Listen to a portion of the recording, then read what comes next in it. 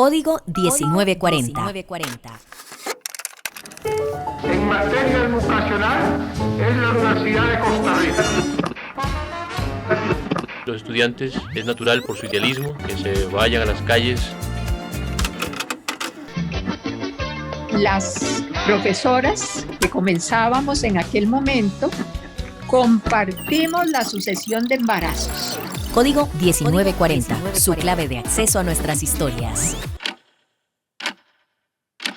Esta semana tenemos dos temas relacionados con la naturaleza. Eso sí, uno mucho más relajante que el otro. El primero es sobre el trabajo que realiza el Instituto Clodomiro Picado al promover la prevención de mordeduras de serpientes venenosas y la producción del suero antiofídico más allá de nuestras fronteras, salvando vidas incluso en Sudamérica y África. En el segundo, haremos un viaje al Jardín Lancaster en Dulcenombre de Cartago.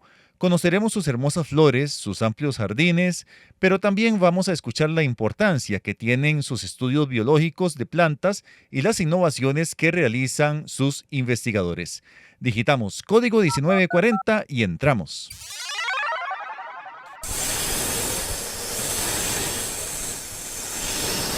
No sé usted, pero cuando estaba buscando sonidos de serpientes para este reportaje me daba como un escalofrío escuchar ese siseo. La verdad prefería el sonido de los perezosos de hace un par de semanas. Pero en fin, hoy no vinimos a hablar de un tema tierno o simpático, pero sí de uno que salva vidas, muchas vidas, y más allá de nuestras fronteras. Según la Organización Mundial de la Salud, cada año más de 5 millones de personas son mordidas por algún tipo de serpiente en el mundo. De ellas, 130.000 pierden su vida y unas 400.000 quedan con discapacidades permanentes. Correcto, el asunto es serio, más si se toma en cuenta que la mayoría de las víctimas viene de países pobres, donde los medicamentos escasean, la infraestructura de salud no es la adecuada, la educación es limitada y la movilidad es ineficiente. En medio de estas realidades difíciles, el Instituto Clodomiro Picado de la UCR, que es más conocido por sus siglas ICP, aparece como un faro en medio de la oscuridad para luchar contra las consecuencias del veneno de serpientes. Pero no solo por su producción de suero antiofídico, que ha salvado a miles de vidas en el mundo, también porque con sus charlas de prevención ayuda a educar a la población, a los equipos de primera respuesta y al personal médico más allá de nuestras fronteras. Para saber más del impacto que tiene el trabajo del ICP en el mundo, hablamos con una de sus investigadoras expertas. Mi nombre es Alexandra Rucabado, yo soy investigadora del Instituto Clodomiro Picado y docente también. Damos clases en la Facultad de Microbiología y también hacemos actividades de investigación en el Instituto Clodomiro Picado. El ICP se fundó en 1970. Desde ese entonces se dedicó a producir sueros antiofídicos en beneficio de la salud de la población, no solo en Costa Rica, sino también en el resto de Centroamérica. Pero además realiza investigación científica para conocer más a fondo la composición del veneno de las serpientes y el daño que produce en las personas. Poco a poco, esta función y las publicaciones en revistas prestigiosas a nivel internacional le fue dando al instituto más prestigio y más proyección fuera del territorio nacional. Y hay más, el ICP tiene mucha actividad de acción social. Una de las más importantes son las charlas que ofrece para la prevención y el tratamiento de las mordeduras. Estas llegaron más allá de Panamá y trascendieron en países de Sudamérica. La investigadora Alexandra Rucabado nos comenta más sobre la importancia de fortalecer esta educación en otros países del mundo.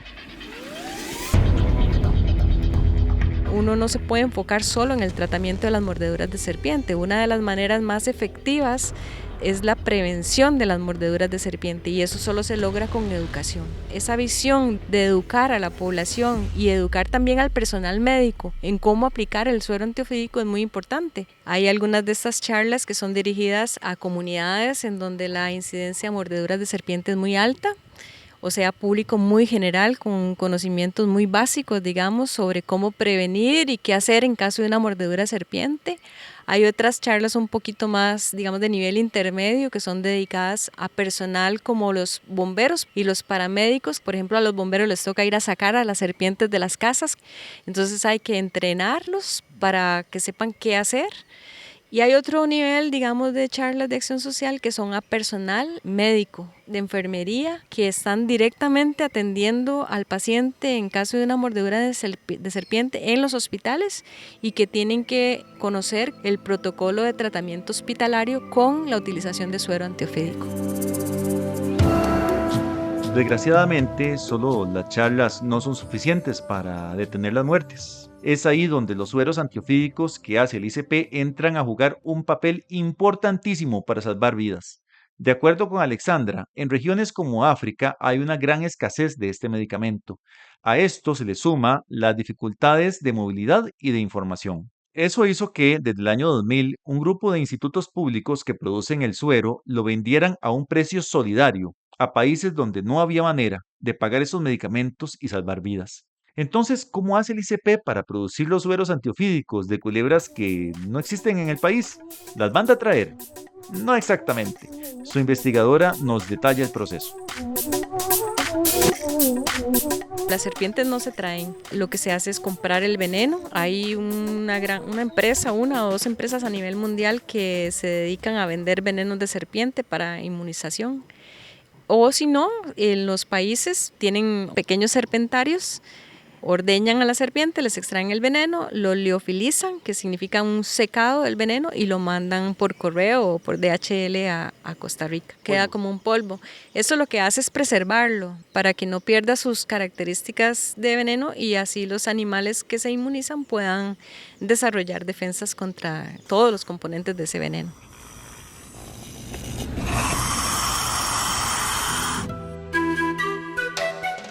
Tomemos un avión imaginario y vayámonos al sur del continente, específicamente al paralelo cero. Aterrizamos en un país donde confluye la alta cordillera de los Andes con la selva amazónica y la costa pacífica. Hablamos de Ecuador. Ahí, los sueros antiofídicos producidos por el ICP han sido fundamentales para salvar la vida de miles de personas mordidas por serpientes. Yo soy Richard Gómez Salazar, soy presidente y gerente comercial de la empresa Sedimed. Tenemos 32 años en el mercado. Somos una empresa que comenzó con productos de especialidad, no solo el suero antiofídico, también nos centramos en productos oncológicos y hematológicos.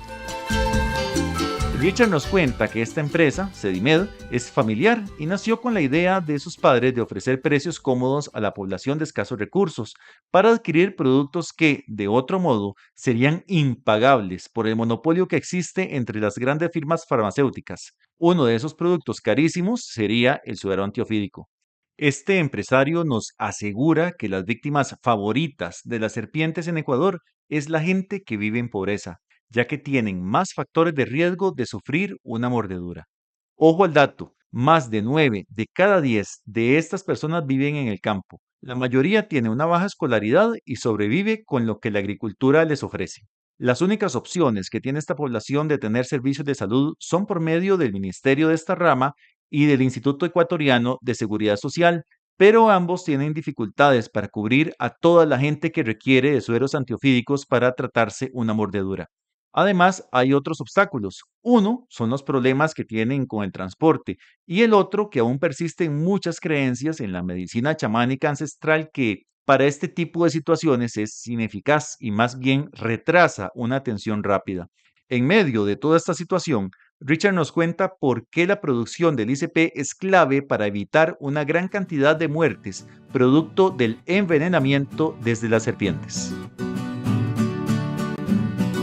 Actualmente es el único suero antiofídico que cumple con la normativa legal de un producto biológico. Entonces es de una importancia vital actualmente, porque Ecuador hasta más o menos el 2010-2012 tenía su propia planta de producción de antiofídicos, pero era líquido, necesitaba cadena de frío y por eso inicialmente Sedimed comenzó a comprar el suero antiofídico polivalente liofilizado para que en aquellos lugares donde quizás no tengan una cámara de frío o una refrigeradora muy grande para tener las dosis necesarias, se comenzó a compensar. Y desde más o menos el 2015 han estado comprando exclusivamente del Instituto Clodomiro Picado.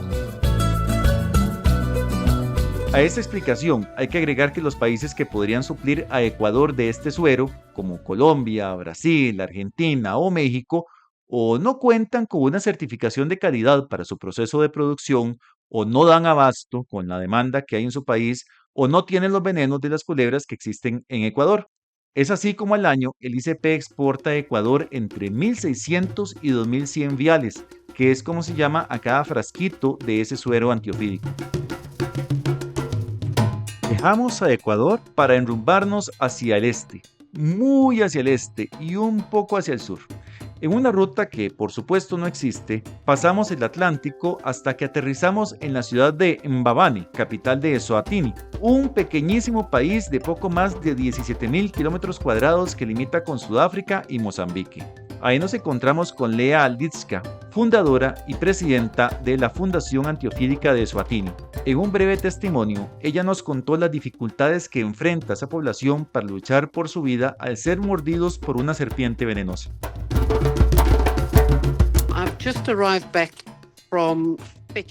Acabo de regresar de recoger a una víctima de mordedura de serpiente en una zona rural. Este joven fue mordido por una mamba negra. No tenía datos en su teléfono para hacer una llamada de auxilio. Tuvo que pedir prestado un teléfono y lograron contactarme. Intentamos coordinar para encontrarlo y literalmente me tomó más de 1 hora solo tratar de ubicarlo. Mi carro pasó por terribles caminos. Donde llegué no hay electricidad, ni taxis, ni transporte público. No hay forma de movilizar a estas personas. Así que logré subirlo a mi carro y llevarlo. Había coordinado para que una ambulancia me esperara y cuando lo entregué estaba en estado crítico.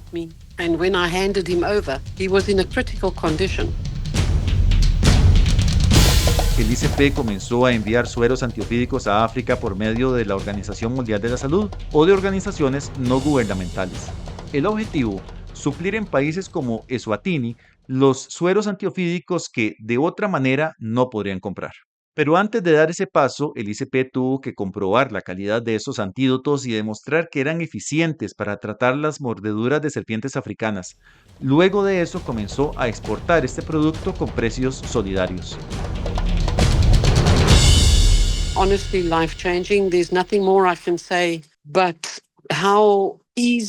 honestamente ha cambiado vidas. Es todo lo que puedo decir. Se ha vuelto fácil salvar vidas y esto es solo porque 1. Los sueros son asequibles. 2. Se almacenan a temperatura ambiente, por lo que no necesito correr con hielo ni tener una cadena de frío. 3. Es efectivo. Estamos viendo que es tan eficaz como el de nuestro proveedor anterior, dosis por dosis. La dosificación sigue siendo la misma, pero el costo es menor. Ha sido tan efectivo que, de hecho, el verano pasado tuvimos 0 muertes por mordeduras de serpiente, ni una sola muerte. Y hay que subrayar que venimos de una tasa de mortalidad del 100% con mordeduras neurotóxicas.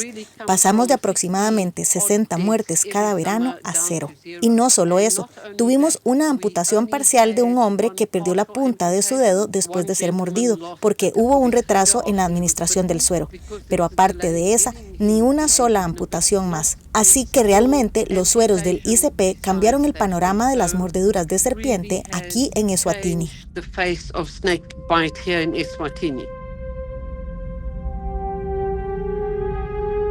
Por supuesto que solo estos antivenenos producidos por el ICP no resuelven toda la situación caótica que viven estos países, pero todo esto, unido a la producción y a los precios solidarios del ICP, han permitido salvar las vidas de miles de personas en muchos países del mundo, donde de otra manera estarían condenadas a la muerte. Esto es solo una pincelada de lo que el ICP ha realizado en sus 55 años de existencia y que la UCR celebra en este 2025.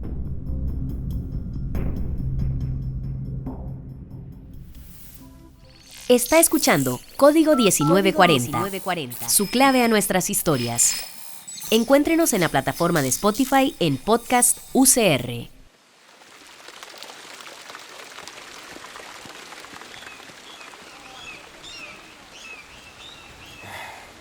¿Siente esa paz? Estos sonidos le transportan a un ambiente tranquilo y natural. Déjeme decirle que está escuchando el ambiente del hermoso Jardín Botánico Lancaster, ubicado en Dulce Nombre de Cartago, a tan solo 4 kilómetros en carretera que conduce a Paraíso de Cartago. Le preguntamos a visitantes del lugar qué les llama la atención sobre el jardín. La gran variedad de fauna que hay y en sí que es un lugar al aire libre. Mucho las plantas, aquí hay muchos helechos, hay mucho tipo de orquídeas, hay mucho tipo de flores, entonces eso me llama mucho la atención. El contacto con la naturaleza, la preservación con la flora y el bonito ambiente que se crea. Bueno, me gusta porque principalmente es un lugar donde se puede apreciar muchos aspectos de la naturaleza, tiene diferentes localidades y que también se puede compartir en familia y la familia perruna también. Mucho es todas las diferentes plantas que se pueden encontrar por acá y compartir un poco con la naturaleza y conocer un poco más sobre esas plantas también.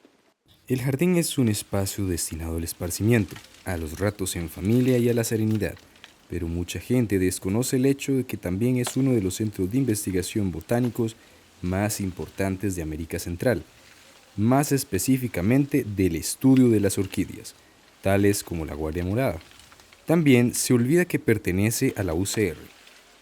En el programa de hoy, descubra qué ofrece el Jardín Botánico Lancaster para usted y su familia, sus diferentes colecciones temáticas, que incluye hasta un famoso jardín japonés, y la historia del jardín, además de un enfoque más investigativo del lugar. Acompáñenos en este reportaje lleno de hermosos paisajes naturales y conocimientos sobre plantas. Ingresando contraseña, código 1940.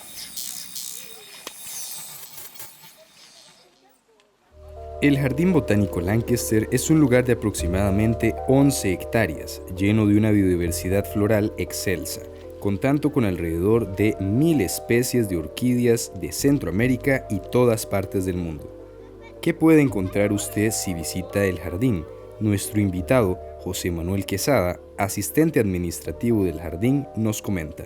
Como usted bien lo menciona, es un jardín botánico, el cual es un centro de investigación, pero a su vez está abierto al público, toda la parte de colecciones botánicas y jardines. Además tiene una tienda de souvenirs, la cual los visitantes pueden adquirir sus regalos, con una gran variedad de incluso plantas vivas, las cuales tienen permisos incluso para salir del país. El jardín cuenta con alrededor de 11 hectáreas, toda la extensión de sus jardines. El sendero es un sendero muy fácil de transitar, tanto para personas con capacidades distintas de movimiento. Tenemos sillas de ruedas incluso. Accesible para todo quien guste visitar. El jardín se divide en diferentes secciones organizadas por temática. Se cuentan con 7 diferentes áreas, las cuales incluye un bellísimo jardín japonés de construcción típica japonesa, tiene 3 cabañas y se utiliza todo lo que son recursos naturales, agua, riachuelos, lagos, piedras, arbustos, etcétera, todo muy típico de los jardines japoneses. Y está también un bellísimo bosque secundario, el cual desde bastantes años atrás ha venido en regeneración, tanto natural como asistida, y es uno de los lugares que se han conservado desde que la Universidad de Costa Rica ha tenido la administración de este lugar. Se cuentan con colecciones de plantas, como les mencionaba, de cactus, de suculentas, de helechos, también de la familia de las gingiberales, como las heliconias, como las marantáceas, como los bananos, las musas, ¿verdad? También colecciones de bromelias, y la colección principal de plantas es la familia de las orquídeas, la cual es una familia muy numerosa, que es la que está justamente como objeto de investigación en la parte del Centro de Investigación Jardín Botánico Lancaster. Hasta actividades sociales. El jardín lleva a cabo actividades de todo tipo.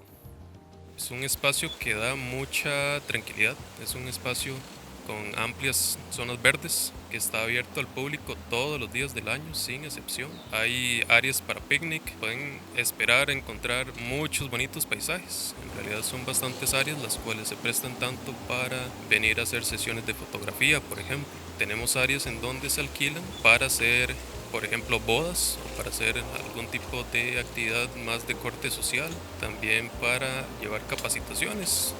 Empresas utilizan las instalaciones del jardín justamente para venir a hacer sus sesiones de trabajo, su rendición de informes de labores o sus capacitaciones.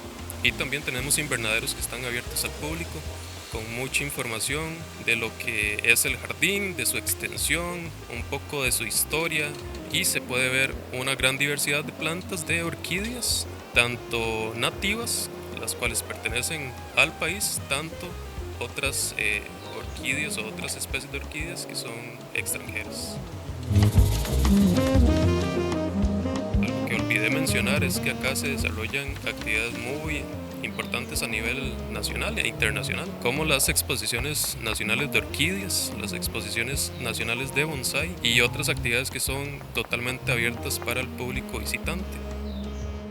Y no solo flora encontrará aquí. Bueno, el jardín es muy conocido también por las especies de aves que se pueden encontrar en él, que se pueden avistar. Hay una suma de 250 especies de aves, nativas y residentes, y también especies migratorias en este caso. Se pueden ver un poco de todos los géneros que tenemos en el país. Garzas, por ejemplo, que son muy usuales en los lagos o en los riachuelos. Se han visto tucanes en estas zonas y gran parte de aves cantoras también. Al igual que hay ventas de plantas, hay ventas de comidas. Valga mencionar también, en fines de semana, a partir más o menos desde jueves hasta el domingo, hay servicios de alimentación de comidas, de alimentos y bebidas. Pero ¿cuál es la historia del jardín? ¿Cómo llegó a ser parte de la UCR? Esta información y más nos la brinda nuestro segundo invitado. Mi nombre es Diego Bogarín Chávez. Mi cargo acá es, yo soy docente e investigador en el Jardín Botánico Lancaster y docente también en la Escuela de Biología. Actualmente soy subdirector de esta unidad del Centro de Investigación Jardín Botánico Lancaster. También soy director de la revista Lancasteriana de acá y el coordinador de investigación. El jardín se nutre de las visitas de la gente, pero su principal función es resguardar el centro de investigación, uno de los más importantes de orquídeas en el mundo. Para ir a la historia del jardín hay que irse más o menos a principios de la época de 1900. En ese momento llegó Charles Lancaster, que era un británico.